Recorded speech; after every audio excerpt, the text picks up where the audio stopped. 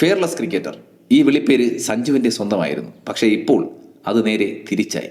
ഓരോ ബോളും പേടിച്ച് ബാക്ക് ഫുഡിൽ നേരിടുന്ന സഞ്ജു സാംസൺ ബാക്ക് ഫുഡിൽ ആക്കുന്നത് സഞ്ജുവിന് വേണ്ടി സംസാരിക്കുന്നവരെ കൂടിയാണ്. ഒരൊറ്റ ഇന്നിങ്സ് കൊണ്ട് തിരിച്ചുവരവിന് വഴിയൊരുക്കി അവസരം കിട്ടിയപ്പോൾ കളി മറന്ന സഞ്ജുവിനെയാണ് നമ്മൾ കാണുന്നത്. എന്നും ഒരു കളി കാണാനിരിക്കുമ്പോൾ സഞ്ജുവിന്റെ നല്ലൊരു ഇന്നിങ്സ് പ്രതീക്ഷിച്ച് തന്നെയാണ് ആരാധകർ കളി കാണാനിരിക്കുന്നത്. വെറും നാണം കെട്ട രീതിയിൽ പുറത്തു പോകുന്ന സഞ്ജു അവരെ എന്നും നിരാശപ്പെടുത്തുന്നു. ഇത്രയധികം ഫാൻ ബേസ് ഉള്ള ഒരു കളിക്കാരൻ ഒരു ഉത്തരവാദിത്വവുമില്ലാതെ ബാറ്റ് ചെയ്യുന്നത് കാണേണ്ടി വരുന്ന ആരാധകരുടെ അവസ്ഥ ഒരു വല്ലാത്തത് തന്നെയാണ്. ഓരോ ബോളും സഞ്ജു സിക്സർ പറത്തും എന്ന് കരുതിയിരിക്കുന്ന ആരാധകരെക്കാൾ ഓരോ പന്തും സഞ്ജു പുറത്താകുമോ എന്ന് ഭയപ്പെടുന്ന ആരാധകരാക്കി മാറ്റിക്കഴിഞ്ഞു. ടൈമിംഗ് ഒട്ടുമില്ലാതെ 5 മത്സരങ്ങൾ സഞ്ജു പരാജയപ്പെട്ടത് നമ്മൾ കണ്ടു. സഞ്ജുവിന്റെ സ്ഥാനം തെറിപ്പിക്കാൻ സോഷ്യൽ മീഡിയയിൽ വൻ ട്രോളുകൾ കൊണ്ട് നിറയുകയാണ്. ആരൊക്കെ സഞ്ജുവിന് വേണ്ടി സംസാരിച്ചോ അവരെയൊക്കെ സോഷ്യൽ മീഡിയയിൽ ആക്രമിക്കുന്നത് തുടങ്ങിക്കഴിഞ്ഞു. കഴിഞ്ഞ 10 മത്സരങ്ങളിൽ സഞ്ജുവിന്റെ ടോപ്പ് സ്കോർ 37 റൺസാണ്. ഗില്ലും സഞ്ജുവും തമ്മിൽ എന്താണ് വ്യത്യാസമുള്ളത്? ഇനിയുള്ള മത്സരങ്ങളിൽ എന്ത് കാണിച്ചാണ് ഇനി സഞ്ജു വിശ്വാസം നേടാൻ പോകുന്നത്? സ്ഥിരതയില്ലാത്തവൻ എന്ന പേര് സഞ്ജു ഉറപ്പിച്ചതുപോലെ തന്നെയാണ് ബാറ്റ് ചെയ്യുന്നത്. കടുത്ത ആരാധകരെ പോലും ഇങ്ങനെ ചിന്തിപ്പിക്കാൻ കാരണങ്ങൾ സഞ്ജു തന്നെയാണ് ഉണ്ടാക്കി വെച്ചിരിക്കുന്നത്. ഏതാണ്ട് സഞ്ജുവിൽ ഉണ്ടായിരുന്ന എല്ലാ പ്രതീക്ഷയും നശിച്ച അവസ്ഥയാണ് ഞാനടക്കമുള്ള ആരാധകരുടേത്. പറയാതിരിക്കാൻ കഴിയുന്നില്ല. ഇനി സഞ്ജു എന്തൊക്കെ കാണിച്ചാലും അയാൾ ഉണ്ടാക്കി വെച്ച ഒരു സ്പാർക്ക് ഉണ്ടല്ലോ, അത് തിരിച്ചു കിട്ടുമെന്ന് തോന്നുന്നേയില്ല. ഇത്തവണ നല്ലൊരു പ്രകടനം സ്വന്തം നാട്ടുകാർക്ക് മുന്നിൽ ഞാൻ പ്രതീക്ഷിച്ചതാണ്.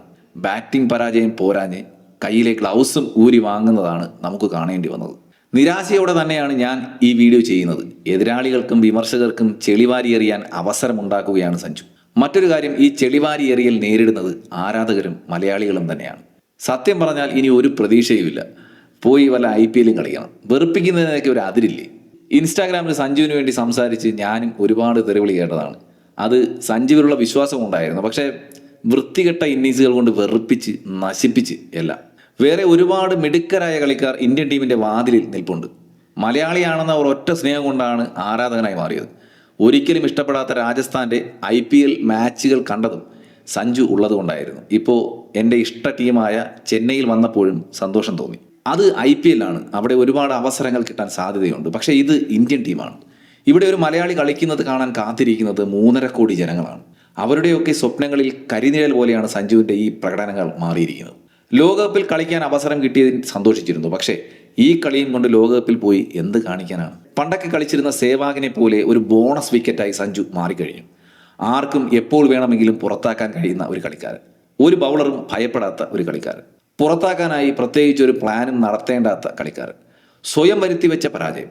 ഇത്രയും വലിയ ഫാൻ ബേസ് ഉണ്ടാക്കുക എന്നത് തന്നെ ഒരു ചെറിയ കാര്യമൊന്നുമല്ല. പക്ഷേ അവരോട് നീതി കൂടി പുലർത്തണം.